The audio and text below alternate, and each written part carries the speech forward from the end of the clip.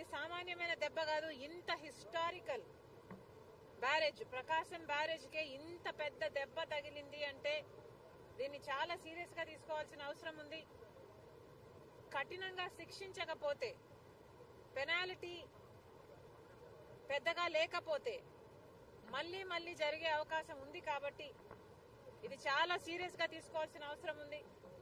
అంతేకాకుండా as soon as possible మరమ్మతులు కూడా చేయాల్సిన అవసరం ఉంది.